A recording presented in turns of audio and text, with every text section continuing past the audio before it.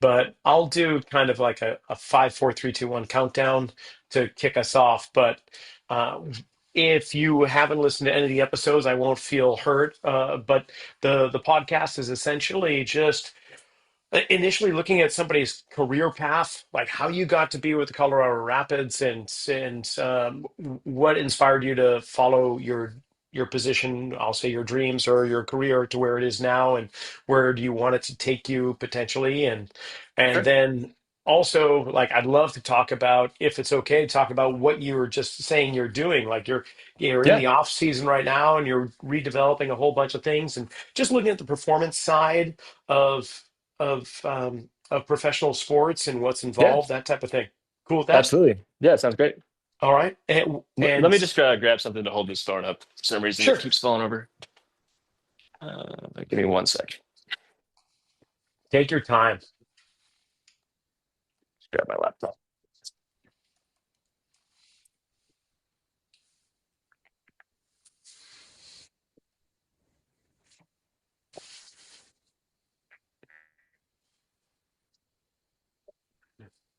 Yeah, I did my first podcast like maybe a month ago, maybe No two. kidding. Yeah, I'd never done one before. It was pretty cool. It was Right with on. Who did you? it was actually my alma mater has a sports administration program, so he does like a leadership course, and I played on the soccer team there at Trinity University Right on. in San Antonio. So he had me on, and we just basically talked about the stuff we're going to talk about here. That's great. And Yeah. did you grow up in Texas? No, New Mexico. Okay, cool. Yeah. Whereabouts? Las Cruces originally, and then Albuquerque Oh, after that. nice. All Yeah. right. Very cool. Okay, Yeah. then uh, generally we go about like 45 minutes or so, give or Sure. take five. And if there's some things that I ask at any point in time that you're like, that's property of the Rapids, I'd rather not get into it or whatever, you just let me know. I do like some of the ground rules that I typically tell people. I don't talk about specific athletes by name. Okay. That just leave them out of it and let them have their own personal and private world. But if there's an athlete that you want to talk about, then we can. I just say we don't name names necessarily. Yeah. No, for sure. I've grown to appreciate just the vagueness of what you do on Yeah. these things. So you're good. Okay. Cool. All right. Then I'm just going to count down and we'll get going. Sounds good. 5, 4, 3, 2, 1. Well, Kyle, thanks first of all for coming on the Zealous podcast. I appreciate, even though it's off season, you got a lot of things on your plate. So to just put a little time aside for this, I really am grateful for. So thank you. Absolutely. Thanks for having me. It was cool to just read about all the different people that you've had the opportunity to interview and to be a part of. It's a really cool thing. So I appreciate it. Yeah, it's been honestly, between you and me and who's ever listening, it's been a fun adventure where one person opens the door to somewhere else, and the next thing you know, we've got all of these amazing professionals to Yeah. just talk shop to. So, and you're no Just takes one, exception. man. Just That's takes one. it. It really does. And well, the other thing that I love about people in your position is they have a tendency to want to give back because they were Yeah. provided an opportunity, so they just kind of pay it forward. And 100%. yeah, so Yeah. so give us the lowdown on Kyle Porter and his career path, if you don't mind, in a couple of minutes. Like you, Yeah. New Mexico, Texas, Colorado, you're all around the Southwest. So how did that happen? Yeah, it's hard to believe it's been as long as it has, but it's gone pretty quick. I feel like I've had probably four different lives and probably more, but grew up in New Mexico. Las Cruces, New Mexico is where I was born. So just always very much so a Hispanic presence. Soccer was always a part of my life. My whole family played soccer. My brother-in-law and my brother both played in college. That's how my brother-in-law became my brother-in-law, as they played together. So soccer is definitely a big family sport. Moved to Albuquerque, New Mexico when I was about 13, 14. And that's actually where uh, I met Chris Cartlidge, who's our technical director. He was my coach for 2 years. So I've known him for about 20, 22 years now. I think I was about 14 when we met. And so that just shows like how much relationships matter in this business because it's 22 years later and he's still one of my mentors, heroes, and I wouldn't be here if it wasn't for him. But it's when I moved there, it was a little bit of culture shock just because Las Cruces is a pretty impoverished area. There's not a whole lot going on in terms of opportunity. So usually if you want to do something, you're going to leave, and it's not too different from Albuquerque. So I always kind of use soccer as my vehicle to go get a better opportunity somewhere else. And I was gonna play at University of New Mexico. That was the plan, but it just didn't happen. I could have walked on, but just didn't really want to stay in New Mexico. I just needed a different opportunity, and so Trinity University came up. Just I was kind of late to the game of just being lazy in the recruiting process, not doing what I needed to do to get the attention I needed to get to go actually play somewhere. So called the coach, kind of told him my background, and then I was on a visit the next week, and then I committed there and had to actually retake my ACT several times to get a score good enough to get in. But that was one of the best experiences I've ever had, and just learning how to learn, being challenged in a much different way, very difficult university. So I feel like I grew a lot there, not just in academics, but also on the soccer field. We had a pretty good team, made it to three Sweet 16s and Elite Eight. They actually were in the championship yesterday and lost 2-1. So it was the first Wow. time they'd been back in like 18 years. I was heartbreaking last 4 seconds. They conceded to tie, and then they lost 3 minutes Oh, into overtime. So it was pretty brutal. But I mean, I've been there. I scored an own goal on us when I was in the Elite Eight as a freshman, and we went home as well. So it was pretty rough. uh, man. but after college, got a degree in finance and marketing. So kind of a weird path from there. Worked in finance for 4 years after college in the agricultural industry. So servicing large dairy complexes, doing credit analytics and loan approvals for anyone that was over $5 million for like very large farming, and also crop deals, tractor deals, that kind of stuff. I kind of come Well, from a this is a rancher. first. This is definitely a Yeah, first. I wasn't expecting that. So yeah, what for sure. happened? What you just one day you went into the office and Yeah, I mean, said, it was a family trade. Like my dad did that. He was the CEO of Farm Credit in New Mexico. He's very much a loyal and pragmatic guy. He started as an intern, eventually became the CEO over the course of his career. Was at the same company for 35 years. "Wow, So it was a little bit of a, well, I know it's going to be a good life if I do this because he kind of paved the way, and I was pretty good at it too. Like love numbers, was pretty moving up pretty quickly, just on that path, but I was just bored. Like I just couldn't do it. And it just wasn't for me. Just didn't have the passion for it. And I kind of just got to the point where I was like, if I wake up in 40 years and this is all I've done, I just don't, it's going to be a regret. So I always wanted to work in performance and soccer. And while I was working in finance, I also was coaching at the same time.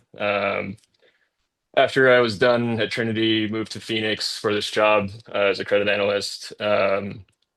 Actually working in special assets first, which was bleak, telling people they're going to lose their farms, but or trying to help them through it, obviously. But got a job working like a summer camp just randomly uh, with a club called Awatuki Foothills Soccer Club in Phoenix, Arizona, and just really enjoyed it. It was the first time I'd been back in soccer, and it took about 6 months till I was right back in it. So they gave me a U6 girls team. That was my first experience with coaching, but then continued to.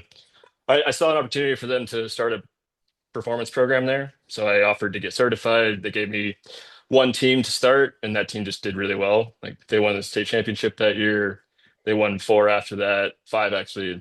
I think every girl got a Division I scholarship. So that was I kind of lucked out in getting that team first, but I just had a real passion for it and continued to build that side of things. And the next year I was coaching two teams and running that program, and the next year I was coaching three teams and running that program, and just got to the point where I was at the bank from about 6 a.m. to 3 p.m., drive home, go to the field, train from about 4 to 9 p.m., coach all weekend. And it was just like, I can't keep doing this. So I chose the more fun route and got into coaching full time.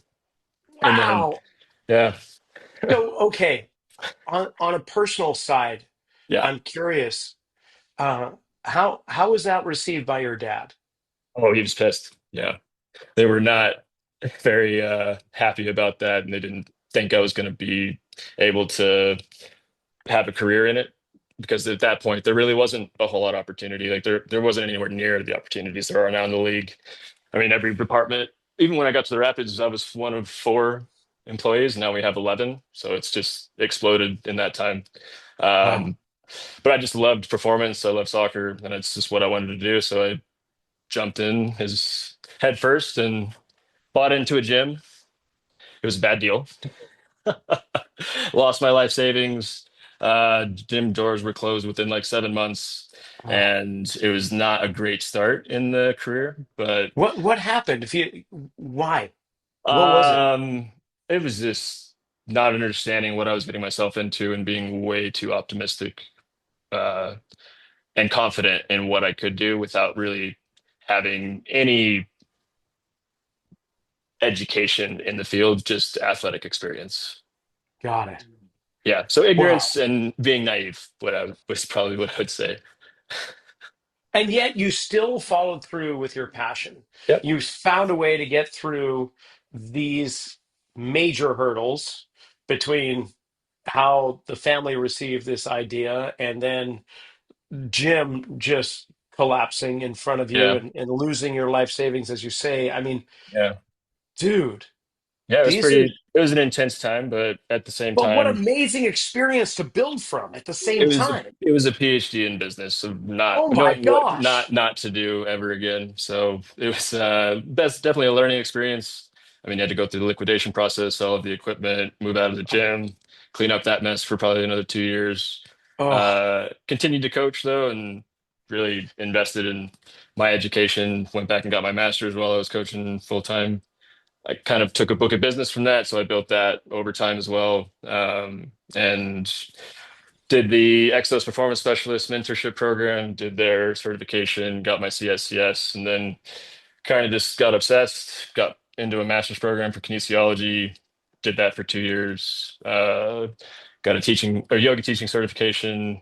Yeah, but just loved it and was obsessed with it. So just kept working and kind of got myself out of the problem.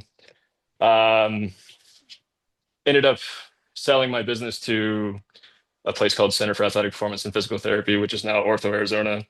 Became their director, and that was right before COVID. So that was about 9 months, and then COVID just kind of destroyed it. So it was not a great time to be in the gym business, as you well yeah, know. yeah. So I got back into team sports, went to Grand Canyon University with our men's team in 2020. Got to work with Zelos Hyndman, who was really good to get that experience working with a former MLS coach and having a new challenge, a new standard of how to operate. And it was just awesome. First experience with GPS and really got into the sports science side of stuff. He retired, worked with Leonard Griffin the year after that.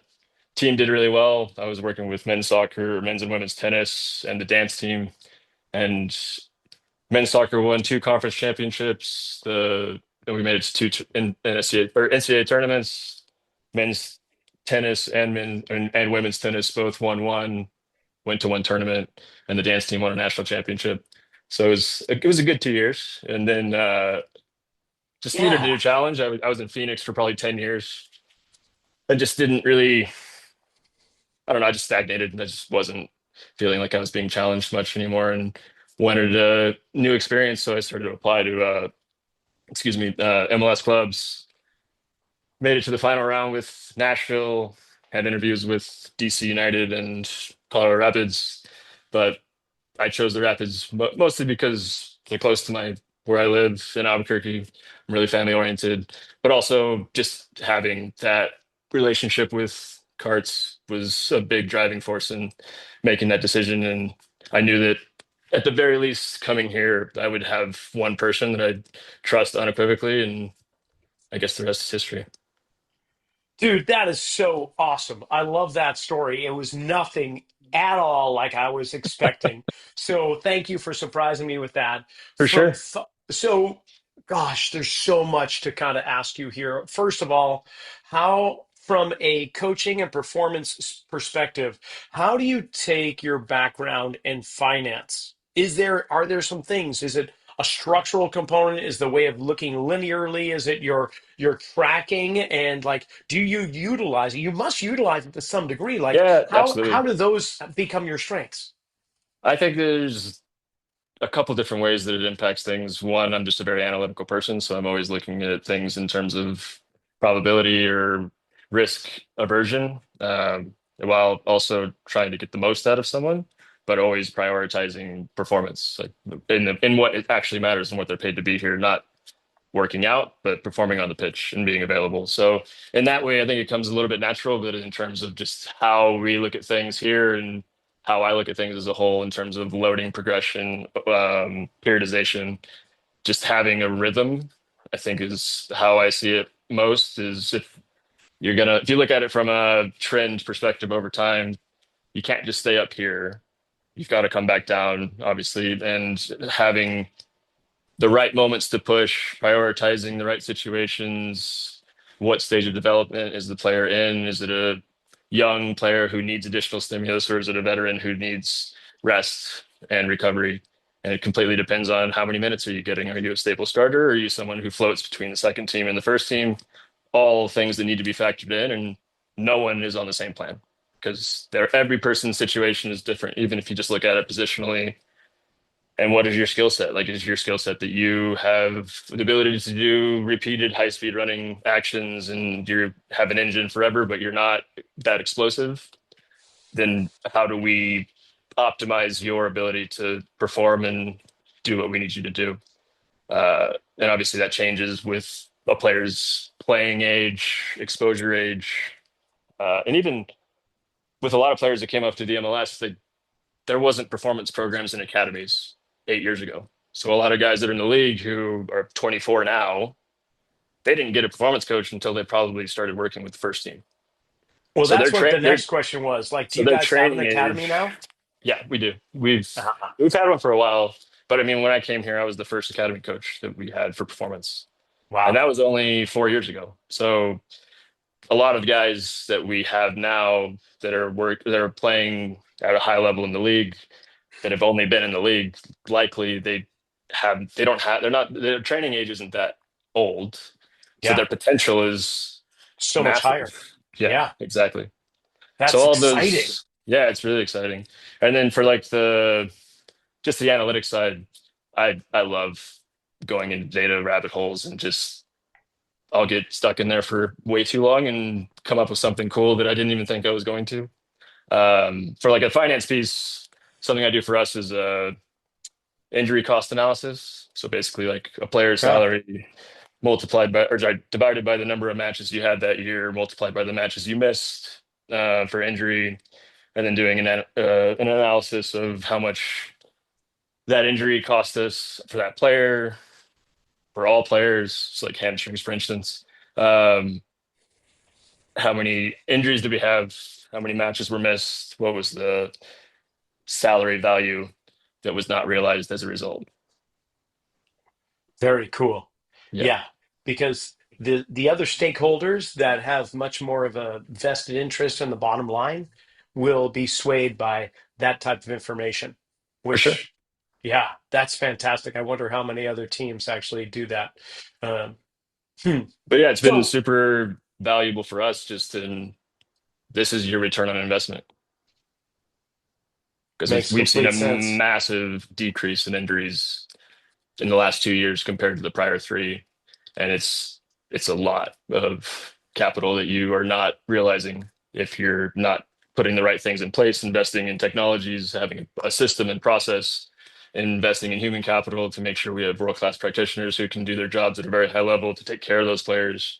And then ultimately just people you can collaborate with, actually have a team approach, unified approach, so that you're giving the same information and everyone's on the same page, nothing falls through the cracks, and keeping the team as available as possible to maximize the return on whatever you're putting into the team from a financial perspective. Oh yeah. Well, this is a great segue because when we first got on the air here before I hit record, you were telling me about this project that you're going through right now. Give us a little rundown of that, how they're investing in the players and performance, at least through the off season here. Yeah, we're looking to basically increase our gym footprint. And so we've been given the opportunity to build an outdoor space for more so like the training side of things. So we'll still have our stadium gym as well, but it's just not trying to think of the right word. It's just too small for the amount of players that we have on a daily basis. It's a challenge, not impossible. We've made it work very well, and we have very robust athletes who have reached a very high level in terms of their abilities. But looking to take things one step further in terms of performance enhancement, we just have a need for a true performance space that is optimizing the athlete's potential and helping you realize it over time. And So you're looking talking at, about some open space for movement too. It's not just yeah, going to be crammed up with right, benches and racks, right? Yeah. correct. And I mean, for my philosophy towards training, it's very movement based. I have an exos background, kinesiology background, very motor learning and optimization of skill acquisition and making decisions within complex task orientation and those types of things that translate highly to the pitch and ultimately keep you healthy at the same time, optimizing your performance, but also keep reducing your risk of injury and really having a holistic program that is just making everyone a very high quality but efficient mover while being able to remain robust and available for selection. Top three buckets that you would consider for injury mitigation, reducing especially non-contact injuries. What are the three things that are like a must-have Sure. in terms of programming or in the layout that you have? I think if you look at it from a broad sense, specificity is number one, consistency is number two. And if you are thinking about soccer in particular, like if your most intense action of the week in terms of load is the match, what are the components of the match? So it's an open space. You're gonna have a lot of high speed runs. You're gonna have a lot of sprint actions, max velocity exposure. You're gonna have high intensity change of direction over 90 minutes potentially. So have we built you to be able to do that? And the easiest way to do that is to do that, play. Like you've got to play. So most of our exposure is and stimulus priorities on the pitch. Because if you're not getting that, you're going to have a lot of injuries. So making sure that from a loading perspective, you're hitting minimum thresholds of what a match exposure would bring. So we'll use a 20 match average, rolling average, using the highest three outputs during those 20 matches to build out someone's training week.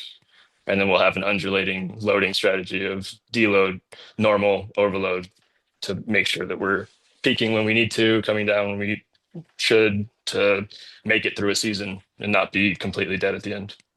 So And then in load terms management, of, yeah, for sure. But it's not even huge. management. I think it's load optimization because you're not really telling them they can't do something. You're giving an allowance to live in where it's still intense. It's not, you're not managing load because every session should be intense because the game is intense. So it's not like you're just doing a walkthrough. It's more so if you think about uh, intensity and volume on an x axis or x and y axis, as intensity goes up, volume should go down. As Yeah. volume goes up, intensity needs to come down. So as long as you're living in that world and you're not overexposing with high intensity actions at the wrong time of the week or wrong time of the month, then you're relatively safe in terms of that. Because once you're cooked, you're not coming back in a day. It's going to be a while. Like if you've been overtrained, overstimulated perpetually, and now you're starting to get overuse injuries or your form's starting to drop, like once it's there, you're too late. It better be It's match day -3 or something like that, right? Yeah, so our working days are always match to -4 and match to -3. And the second piece we do is we align supplementary gym programming that is very calculated in meeting or matching the demands of that day in terms of what they're doing on the pitch.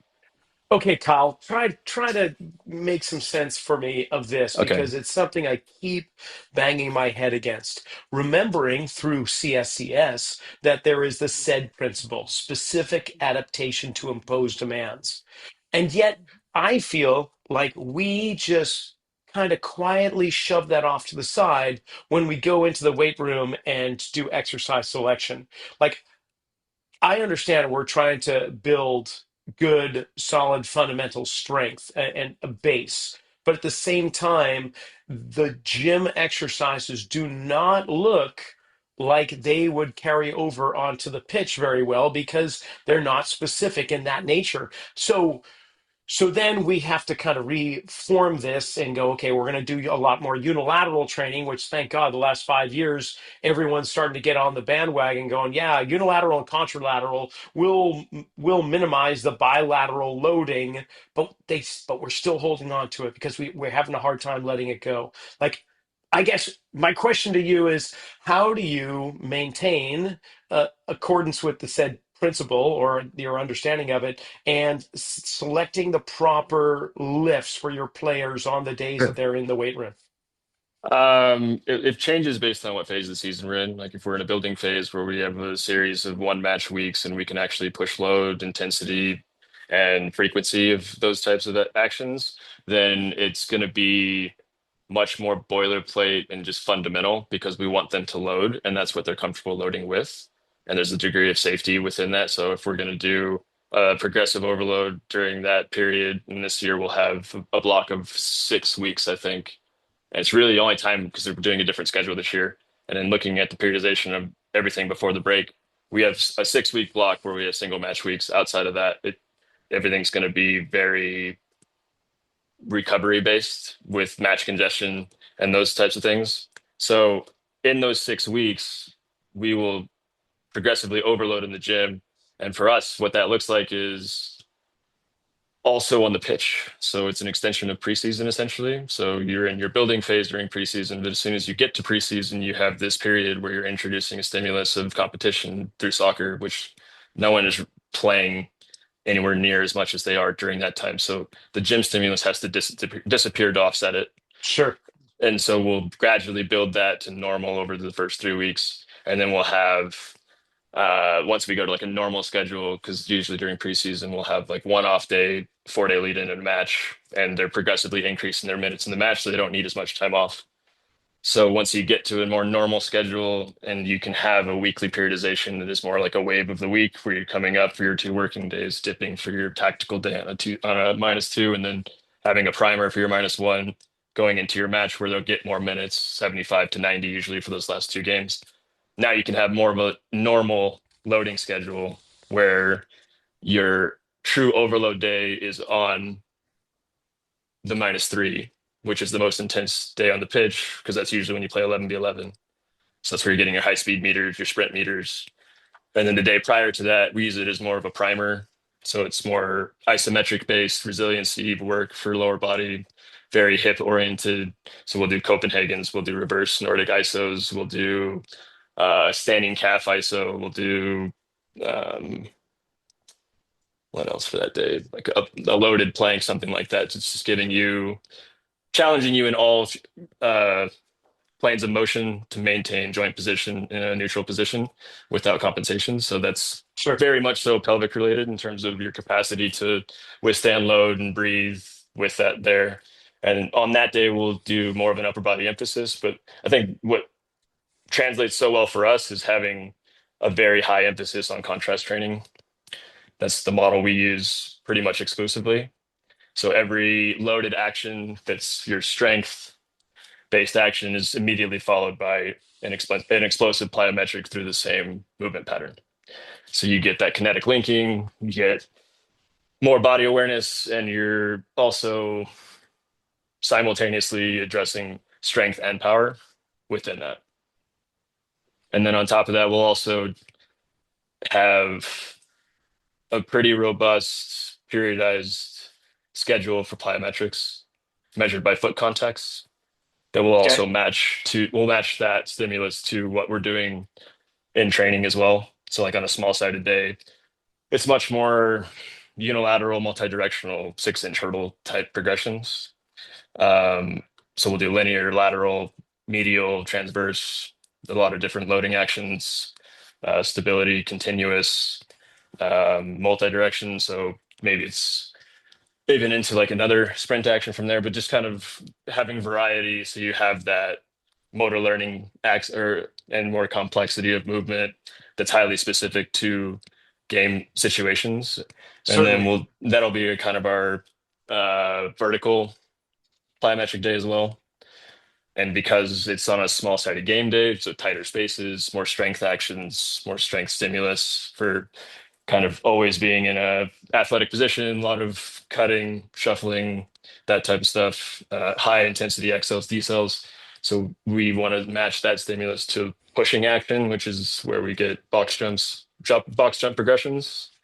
And on the -3, where we're going to do our large sided activities, the 11 to 11 on a full pitch, you're going to get a lot of high speed, a lot of sprint actions, especially if it's an inter squad game and it's wide open. There's a lot of transitions. So you might get way more than you thought you were, but matching that stimulus to more of like a linear horizontal type action where they're going to have to sprint during the warm up before they go into the match anyways. So using it as a primer and efficiently getting that type of exposure.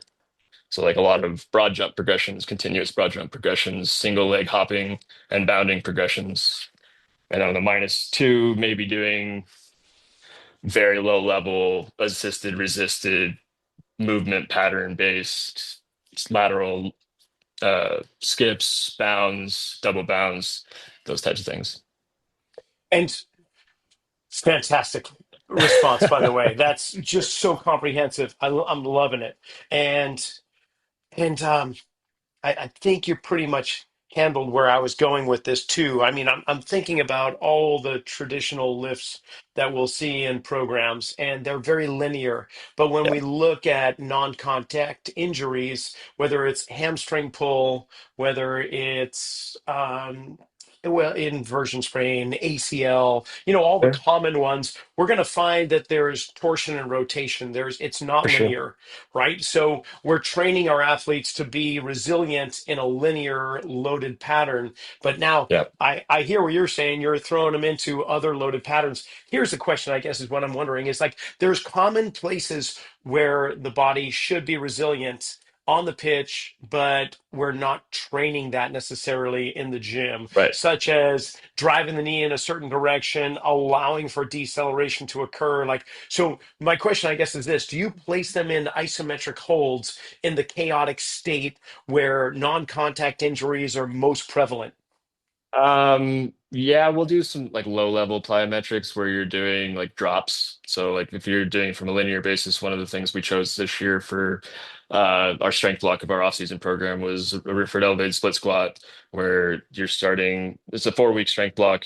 I think we started at 3 sets of 6 to begin, so it was 18 reps total. Next week we did 4 x 5. Week after that we did 5 x 4. Week after that, we did 6 x 3. So the total volume doesn't change, but the percentage of max does. So 70, 75, 80, 85, because you can move more weight with less reps. The volume didn't change though. So the stimulus increases with the intensity due to increased weight. And then the complexity of the plyometric changes over time. So that's where you get that motor learning ability. So like the first week, we did a drop lunge. So you're starting on 2 feet, drop into a split stance, absorb the force, hold it for 2 seconds, and then come back up and just alternate. So then the next week we did a split jump where they're just in a split stance. They're not changing their feet.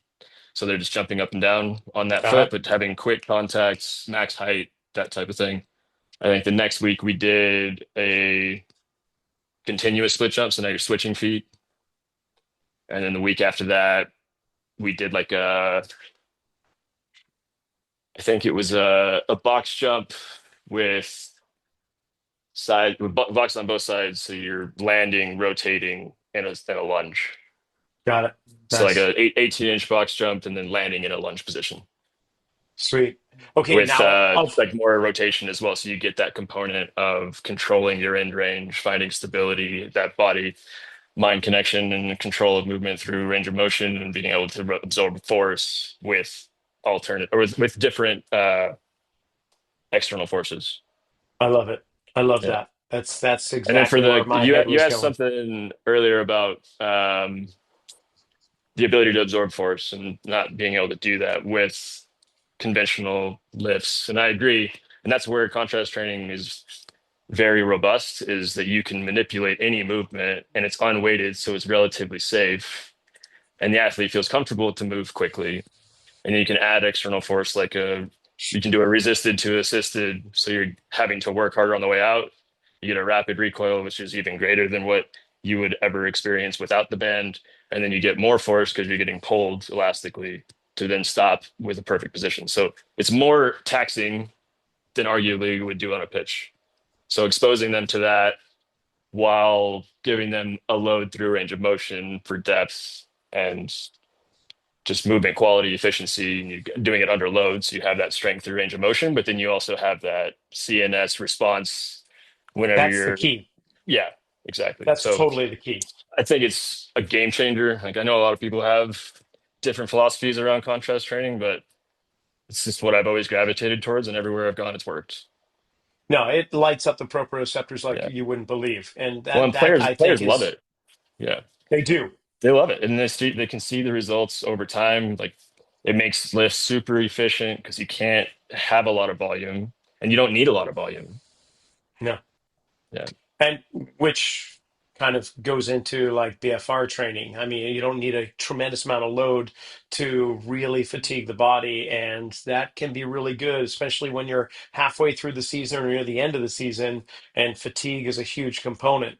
Um, 100%. so Yeah, you were mentioning how you had such a dramatic drop in injuries based on everything that you just laid out. Is that what you'd attribute it to? Are there other components that you haven't mentioned? I'm sure it's yeah, for multifaceted, sure. but I mean, what other things it's have come into play that you'll yeah. attribute the drop? I think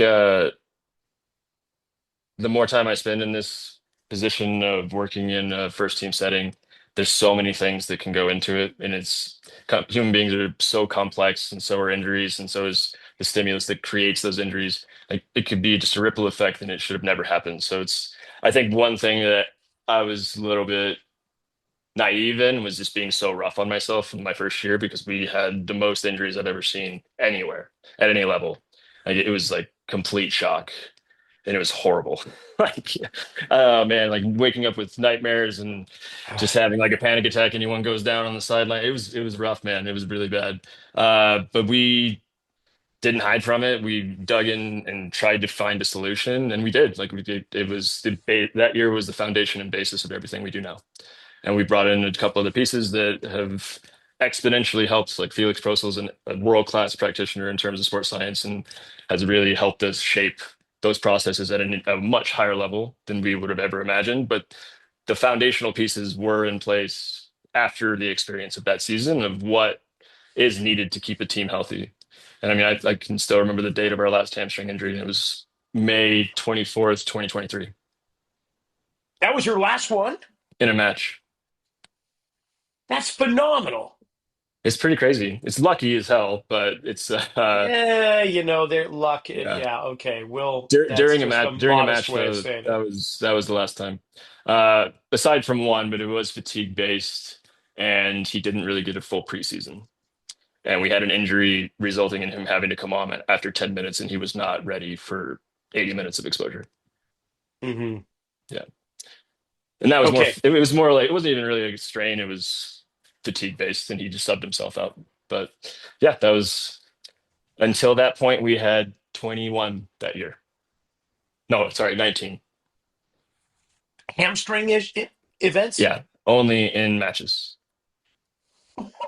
God, no wonder you were having panic attacks. That's Yeah, it was rough. crazy. Yeah.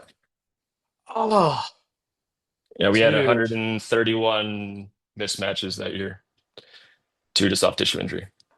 You're talking first and second team plus the academy or just first and second? No, that's just first team. Oh my God. Yeah, it was wild. And so the pitchforks and the torches, they were coming down the road and Oh yeah, you found a way to, you thought your car was going to explode if you started it. Let's put it that way. oh And that's my more so God. self-generated. I think we were very supported. The club wanted to find a solution, and uh, one of the best things we did was bring in Steve Tashian, who who was our consultant for like 9 months, former U.S. national team performance director. and he helped us identify and create a process. I feel like we did already have, we knew what the problem was, but he helped us create systems around monitoring and making sure that we were getting everything we needed to and making sure everyone was collaborating and communicating in the way we needed to. So it just structurally, we went into 2024 with a much more robust and um, fluid process and system. With without throwing anybody or anything under the bus, can you just what was it? Can you share? Um, I just don't think we were doing enough to ensure that players were getting the minimum stimulus they needed during training to be prepared for a match. Diplomatic and tactful. Very well said. Okay. Yeah. Yeah. But Good. that's on Good. us. I mean, that's performance, that's sports science. Like we have data, we need to be able to communicate that. And it was a learning lesson for me to find a way to connect and make sure that people are getting the information that they need, and that ultimately your job is to make the players safe and help them perform. And we weren't doing that. Well, you also said that you went from four staff members up to 11, Yeah. where you are now. At that point in time in 2023, how many stakeholders were involved? How many staff members were there? There was four. Yeah, that's But my really first 7 months, I was still the director for the academy. on top of doing Yeah. all the other stuff. So, So okay. yeah, it was a rough Yeah. time. But yeah, I was working probably 14-hour days, and it And throwing it was all on your own shoulders. Yeah, very yeah, unfair. it's kind of what I do. But it's Yeah. no, it was a great learning experience. I mean, I grew a lot out of it. I mean, it sucked when we were going through it, but it made me a far better practitioner and made me much more empathetic because if that happened to me, it could happen to anyone, and it was a lesson in really making sure you understand the details and everything that goes into an injury and what you should be looking at, even if it doesn't pop out at you. Like be curious of every aspect of what you're exposing a player to, because every stimulus has a reaction, and you don't necessarily know how they're going to react unless you have experience with it and you know they're able to do it, or if they're not getting something, what is it and why are we giving it to them? Yeah, a dam affects everything up and downstream. It's not For just sure. at the site, right? So we got to understand the whole athlete as an integrated unit, which Yeah, at times that's not the easiest thing to do, especially when for we, sure. Yeah. And isolate one thing or another. it's easy to for something to fall through the cracks too. I mean, that's why processes are so important. That's why having multiple eyes on it are so important, and having a team that you can collaborate with, get feedback from, and really ultimately just be a team with who everyone is very invested in the health of each player. They genuinely care and have devoted themselves to selfless service and want nothing but the best for the player. That's ultimately what gets you out of those types of situations. And while it sucked, we didn't really have another soft tissue injury that year. So it was a tale of two seasons, really. Like we had nothing but injuries to start, and we didn't have any injuries to end. So that was at least the positive of it. Sure, It was the sure. start of something that was much better. Right on. Yeah. And so with this expansion of staff, do you have a dedicated sports scientist or is that still on your shoulders? No, it's Felix Prosel. He's our director of sport and sorry, the senior director of sport and data science. And So what's the he next position that you're going to be taking off your shoulders and creating?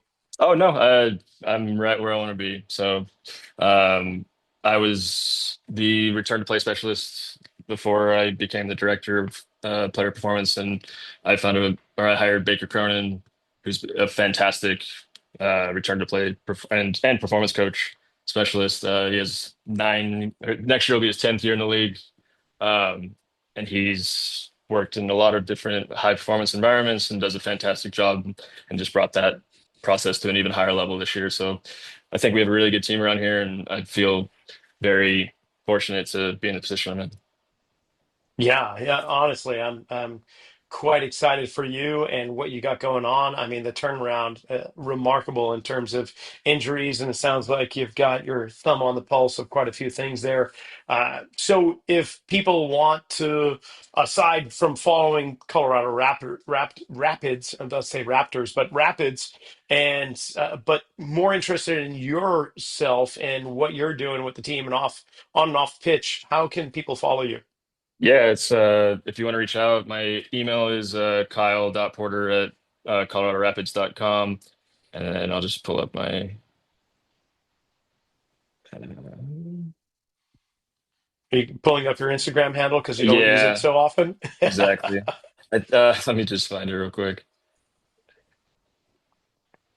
I'll make sure that we get the links in the Yeah, you description can below. oh, it's just Kyle Porter underscore performance.